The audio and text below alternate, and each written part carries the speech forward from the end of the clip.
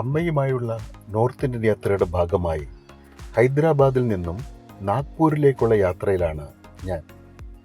സമയം പുലർച്ചെ 4:30. തിരക്കിന് തെല്ലും കുറവില്ല. അല്ലെങ്കിൽ തന്നെ ഹൈദരാബാദ് പോലൊരു നഗരത്തിന് രാത്രിയോ പകലോ എന്നില്ലല്ലോ. പുലർച്ചയുടെ കറുപ്പിനെ ദീപാലങ്കൃതമാക്കിയൊരു മനോഹര ദൃശ്യം കാണാനാവുന്നു.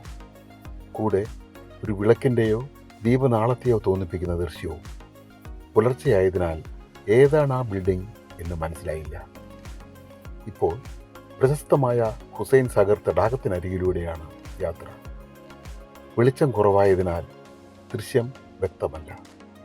ഭീമാകാരമായൊരു ബുദ്ധപ്രതിമ നടുക്ക് സ്ഥാപിച്ചിരിക്കുന്നു.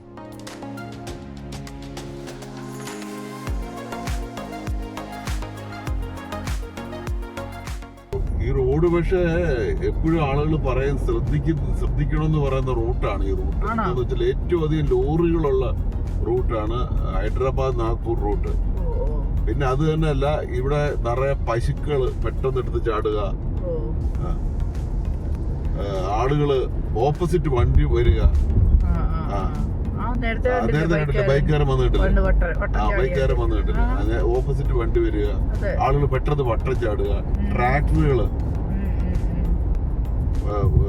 വരിക, അങ്ങനെ കുറെ പ്രശ്നങ്ങളുണ്ട്. പിന്നെ ഇതൊന്നും കൂടാതെ ഇപ്പൊ എന്റെ റോഡ് പണി ഇവിടെ മറ്റേ ഫ്ലൈ ഓവറും വരികയില്ലേ നിറയെ റോഡ് മുഴുവൻ.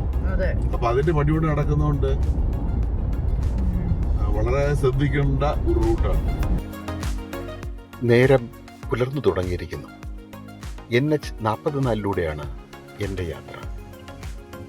ചരിത്രം ഉറങ്ങുന്ന നഗരമല്ല, എപ്പോഴും ഉണർന്നിരിക്കുന്ന നഗരം തന്നെയാണ് ഹൈദരാബാദ്. 2014 തെലങ്കാന രൂപീകരിക്കുന്നതോടെ ആന്ധ്രാപ്രദേശും തെലങ്കാനയും 2 സംസ്ഥാനങ്ങളായി മാറുകയായിരുന്നു. അന്തരീക്ഷത്തിന് മൂടലുണ്ട്. നിറത്തിൽ വാഹനബാഹുല്യം കുറവില്ല. പുലർച്ചയുടെ ആലസ്യം എല്ലാവരെയും ബാധിച്ചിട്ടുണ്ട്. രാവിലെ ചായ കുടിക്കുന്ന ശീലം എനിക്കില്ല. എന്നാൽ അമ്മയ്ക്ക് ആ ശീലമുണ്ട്. നല്ലൊരു കട തിരഞ്ഞുകൊണ്ടാണ് യാത്ര. എൻ്റെ മണിക്കൂട്ടനെ കുഞ്ഞിലെ ഞാൻ പാടിക്കൊണ്ടിരുന്ന പാട്ടാണ്. ഇത് കേൾക്കുന്ന എൻ്റെ മോന് ഭയങ്കര ഇഷ്ടമായിരുന്നു. ഇപ്പം എനിക്ക് ശ്വാസം ശരിക്കും കിട്ടത്തില്ല, എന്നാലും ഞാനത് ട്രൈ ചെയ്യാം.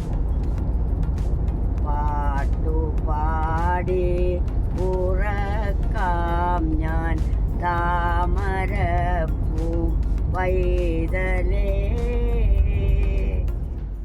യാത്രയിൽ അമ്മ ഇടയ്ക്കിടയ്ക്ക് പാടിക്കൊണ്ടിരുന്നു. മനസ്സിന്റെ സന്തോഷം ഗാനമായി പുറത്തു വരുന്നത് കേട്ട് മനം നിറഞ്ഞാണ് ഞാൻ വാഹനം ഓടിക്കുന്നത്.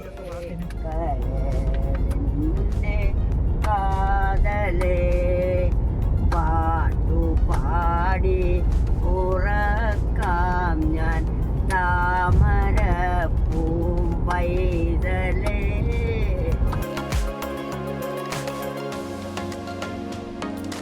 നീണ്ട ഫ്ലൈ ഓവറുകളുടെ നിർമ്മാണം നടക്കുന്നതിനാൽ പലയിടത്തും സർവീസ് റോഡിലൂടെയാണ് യാത്ര. ബോഗൺ വില്ലകൾ അതിരിടുന്ന വീതി. സിറ്റി ഓഫ് പേൾസ് എന്നാണ് ഹൈദരാബാദ് അറിയപ്പെടുന്നത്. പളുങ്കു വ്യവസായത്തിന് പേരുകേട്ട സ്ഥലമാണ് ഹൈദരാബാദ്. ധാരാളം IT കമ്പനികൾ ഹൈദരാബാദിൽ പ്രവർത്തിക്കുന്നു. ഗൂഗിൾ, മൈക്രോസോഫ്റ്റ്, ആമസോൺ ഒക്കെ ഹൈദരാബാദ് കേന്ദ്രമാക്കി പ്രവർത്തിക്കുന്ന സ്ഥാപനങ്ങളാണ്. രുചിയേറിയ ഭക്ഷണത്തിന് പേരുകേട്ട സ്ഥലം കൂടിയാണ് ഹൈദരാബാദ്. ഹിന്ദു, മുസ്ലിം, പാഴ്സി സംസ്കാരങ്ങൾ ഇടകലർന്നിരിക്കുന്നു. പ്രശസ്തമായ Charminar, old city, Golconda fort, Ramoji film city, Warangal fort, Bhadrachalam temple ഒക്കെ തെലങ്കാനയിലാണ് സ്ഥിതി ചെയ്യുന്നത്.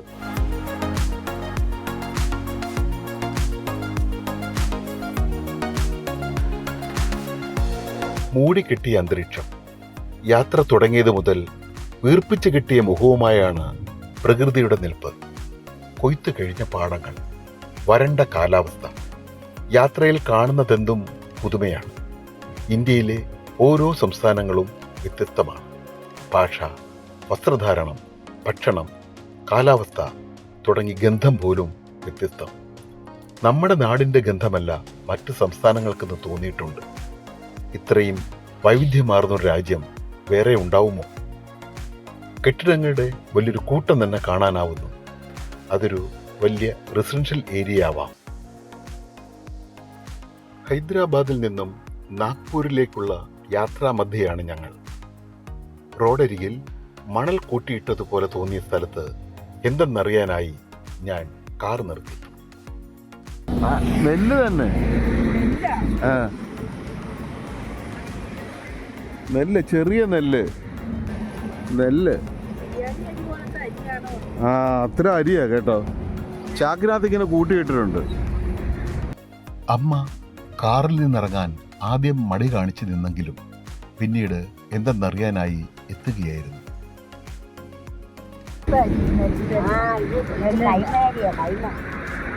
കൈമാരിയാണോ? ഇതുപോലെ ചെറുതല്ലേ, ഇതുപോലത്തെ കൈമയായിരിക്കും. നിറവും പോവാ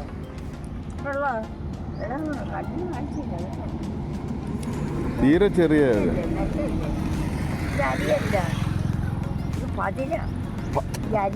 അരി അരി അരി. തിരികെ യാത്ര തുടരാൻ തുടങ്ങിയപ്പോഴാണ് മറ്റൊരു നാട്ടുവഴി ശ്രദ്ധയിൽപ്പെട്ടത്. വയലിനിടയിലൂടെയുള്ള നാട്ടുവഴി. ഇഞ്ചിയും കടുകും ജമന്തിയുമെല്ലാം ഇടകലർന്ന് കൃഷി ചെയ്തിരിക്കുന്നു. ഡ്രിപ്പ് ഇറിഗേഷൻ രീതിയാണ് അവലംബിച്ചിരിക്കുന്നത്. പ്രധാന റോഡിനോട് ചേർന്ന് ഇത്തരം കാഴ്ചകൾ കാണുമ്പോഴൊക്കെ ഇറങ്ങി നോക്കണമെന്ന് തോന്നിയിട്ടുണ്ട്. വേഗം അടുത്ത സ്ഥലത്തെത്താനുള്ള തിരക്കിൽ പലപ്പോഴും നിർത്താൻ തോന്നാറില്ല. അമര പോലെ സാധനമാണ് ഇത്, കണ്ടോ? എന്തോ അമര പോലത്തെ സാധനമായിരുന്നു. ഭയങ്കര അടിപൊളിയായിട്ടുണ്ടല്ലേ, നല്ല രസമുണ്ട് കാണാൻ. ഏതൊരു കായ വിഷമാണ്, തിന്നുന്നതാണോ നമുക്ക് അറിയത്തില്ലല്ലോ. കൊള്ളാം. എന്ത് അല്ലല്ല, എന്ത് സാധനം നോക്കട്ടെ, നോക്കട്ടെ, ടേസ്റ്റ് ഉണ്ടോ? പുറത്തിറങ്ങി നല്ല ശുദ്ധവായു ശ്വസിച്ച് ഒന്ന് നടന്നു കഴിഞ്ഞപ്പോൾ വല്ലാത്തൊരു ഉന്മേഷം. യാത്ര തുടർന്നു. ചെറിയ ക്ഷേത്രങ്ങളുള്ള ചെറിയൊരു ഗ്രാമം, കൊച്ചു കൊച്ചു കുടിലുകൾ, കൃഷിക്കാരുടേതാവാം. പുതുതായി ടാർ ചെയ്ത മനോഹരമായ വീഥി. ഇത്തരം റോഡുകളിലൂടെ ഡ്രൈവ് ചെയ്യുമ്പോൾ പ്രത്യേക ഒരു ആത്മവിശ്വാസം അനുഭവപ്പെടാറുണ്ട്. ദൂരെയായി മലനിരകൾ, കാഴ്ച മനോഹരം തന്നെ.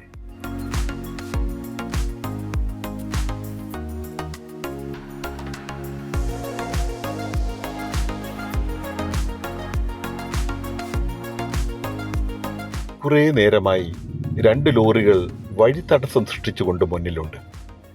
ഏറ്റവും തിരക്കുള്ള റോഡ് തന്നെയാണ് ഹൈദരാബാദ് നാഗ്പൂർ നാഷണൽ ഹൈവേ 44.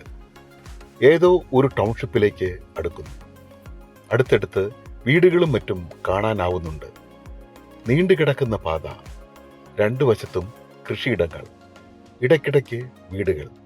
ഡ്രൈവിങ്ങിൻ്റെ രസം ഞാൻ ശരിക്കും ആസ്വദിക്കുന്നുണ്ട്. യാത്രയിൽ ഞാനും അമ്മയും ഭാര്യയും കൂടാതെ ഞങ്ങളുടെ ഫാമിലി ഫ്രണ്ടായ സിനിപ്രസാദും കൂടെയുണ്ട്.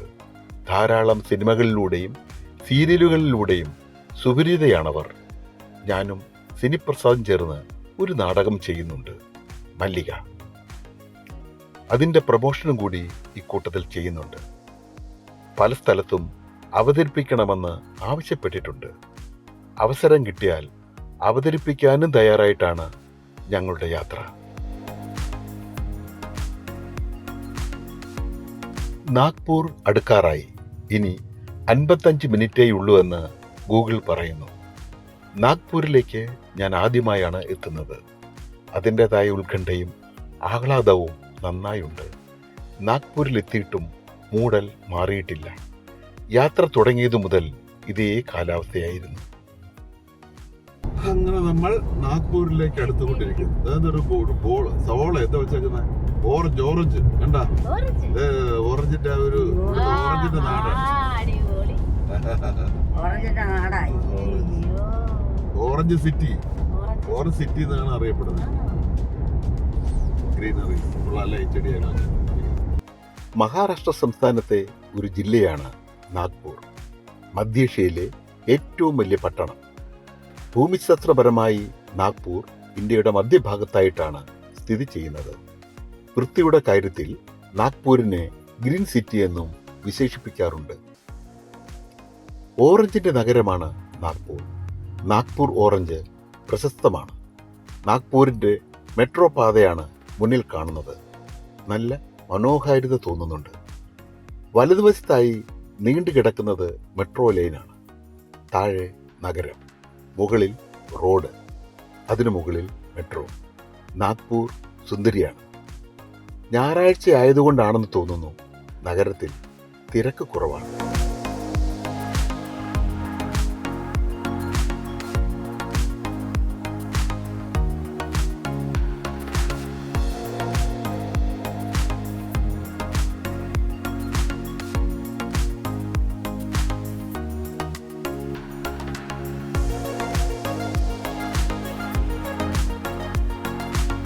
ആന്ധ്രാപ്രദേശിലെ മലക്പെട്ടിൽ നിന്ന് അതിരാവിലെ യാത്ര തിരിച്ചതാണ് ഞങ്ങൾ. 9 മണിക്കൂറാണ് ഗൂഗിൾ പറഞ്ഞത്. 503 കിലോമീറ്റർ. ഏതാണ്ട് ആ സമയം കൊണ്ട് തന്നെ നാഗ്പൂരിലെത്തി. ഹിന്ദിയും മറാത്തിയുമാണ് പ്രധാന ഭാഷ. നാഗ്പൂരിന്റെ തെക്ക് പടിഞ്ഞാറ് സ്ഥിതി ചെയ്യുന്ന വാർധ ജില്ലയിലെ ദേവാലിയിൽ നിന്ന് കണ്ടെത്തിയ 10ാം നൂറ്റാണ്ടിലെ ചെമ്പ് ഫലകത്തിലാണ് നാഗ്പൂർ എന്ന പേര് ആദ്യമായി പരാമർശിച്ച് കാണുന്നത്. കൊച്ചു കൊച്ചു നാട്ടുരാജ്യങ്ങളൊക്കെ ചേർത്ത് ബ്രിട്ടീഷുകാരാണ് ഇന്നത്തെ നാഗ്പൂർ സൃഷ്ടിച്ചത്.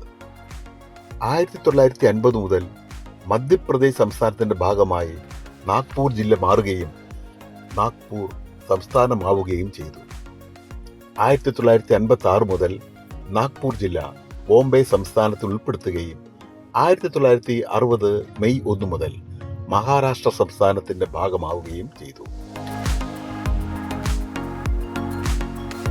ഇന്ന് വളരെ മനോഹരമായി പ്ലാൻ ചെയ്ത് സൃഷ്ടിച്ചെടുത്ത നാഗ്പൂർ കാണാൻ നല്ല ഭംഗിയുണ്ട്.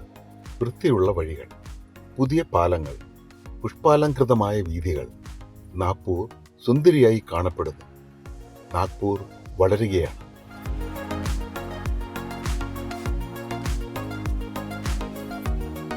ഇന്ത്യയുടെ ജോഗ്രഫിക് സെന്ററാണ് മുന്നിൽ കാണുന്നത്. ഇന്ത്യയുടെ മധ്യഭാഗം.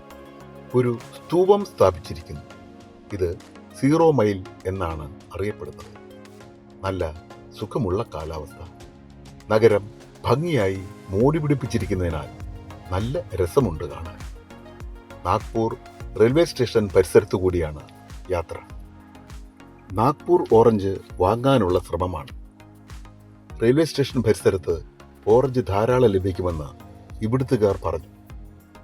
വലതുവശത്തുകൂടെ പോകുന്നത് മെട്രോയാണ്. ഇടതുവശത്താണ് റെയിൽവേ സ്റ്റേഷൻ. ഇവിടാണ്, ഇതായിരിക്കും കേട്ടോ. ഇവിടെ ആയിരിക്കും സാധനം പറയുന്നത് കേട്ടോ. ചോദിച്ചു നോക്കാം. നമ്മളവിടെ എത്ര രൂപ വരും ഒരു കിലോയ്ക്ക്? നമ്മളവിടെ എത്ര രൂപ വരും ഒരു കിലോ? കിലോയ്ക്ക് 2 കിലോയ്ക്ക് 100 രൂപ തോന്നുന്നു അല്ലേ? എത്ര രൂപ? അയ്യോ 200 രൂപ 250 300 രൂപ വരെയൊക്കെ വന്നിട്ടുണ്ട്. ആപ്പിളിന് എന്താ വില നിങ്ങൾ വിചാരിക്കുന്നത്? ഓറഞ്ചിന്റെ കാര്യം അതുപോലെ വിലയാ, ഏറിയും കറഞ്ഞും കിടക്കും. ഒരു വിലയല്ല. 150 ആണെങ്കിൽ നാളെ 200 ആയി. എത്ര എണ്ണത്തിന്? എത്ര എണ്ണമില്ല, കിലോ. കിലോ 4 കാണും. ഇതിപ്പോ എത്ര കിലോ? 5 കിലോ. 1 കിലോ എന്ന് പറഞ്ഞാൽ 4 ഇതിപ്പോ 10 കിലോ ഉണ്ടെന്നാ അവര് പറഞ്ഞത്. അതെ അതെ, ആദ്യത്തെ 510 കിലോ എന്ന് പറഞ്ഞു. 1 കിലോ ഓറഞ്ചിന് അവിടെ 150 രൂപ. 1 കിലോ എന്ന് വെച്ചാൽ 4 കാണും. 10 കിലോയ്ക്ക് 300 രൂപ. അപ്പൊ അപ്രോക്സിമേറ്റ് 30 രൂപ വരുമോ? നമുക്കിപ്പോ 10 കിലോ 12 കിലോ കാണും. ഇവിടുത്തെ ലാഭത്തിന് കിട്ടി 300 രൂപ. ഭയങ്കര ലാഭത്തിന് കിട്ടിയല്ലേ. ഓറഞ്ച് വാങ്ങിയതിലുള്ള സന്തോഷത്തിലാണ് ഞങ്ങൾ. വാങ്ങുന്ന തിരക്കിനിടയിൽ ഇത് ഷൂട്ട് ചെയ്യാൻ സാധിച്ചില്ല. നല്ല വാസനയുള്ള ഫ്രഷ് ഓറഞ്ച് നല്ല ലാഭത്തിൽ കിട്ടി. 5 കിലോ ഓറഞ്ച് 150 രൂപയ്ക്ക് കിട്ടിയ സന്തോഷത്തിലാണ് ഞങ്ങൾ.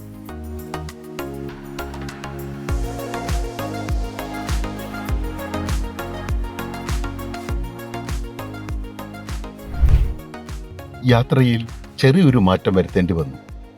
പുരാണങ്ങളിലും മറ്റും പ്രതിപാദിച്ചിട്ടുള്ള കോസല രാജ്യം കണ്ടിട്ടുണ്ടോ എന്ന് എൻ്റെ സഹോദരി, അതായത് അമ്മയുടെ അനുജത്തിയുടെ മകൾ ചോദിച്ചപ്പോൾ ഞാൻ ഞെട്ടി. അതെ, ഞാൻ നിൽക്കുന്ന ഈ നാഗ്പൂരിൽ നിന്ന് കോസല രാജ്യത്തേക്ക് 4 മണിക്കൂർ 30 മിനിറ്റ് യാത്രയേ ഉള്ളൂവെന്ന് അവൾ പറഞ്ഞപ്പോൾ വേഗം തന്നെ അങ്ങോട്ട് പുറപ്പെടാൻ തീരുമാനിക്കുകയായിരുന്നു. അവൾ താമസിക്കുന്നത് കോസല രാജ്യത്താണ്. അതും എനിക്ക് പുതിയ അറിവായിരുന്നു. വല്ലാത്ത ജിജ്ഞാസയോടെ ഞാൻ വണ്ടി അങ്ങോട്ട് തിരിച്ചു.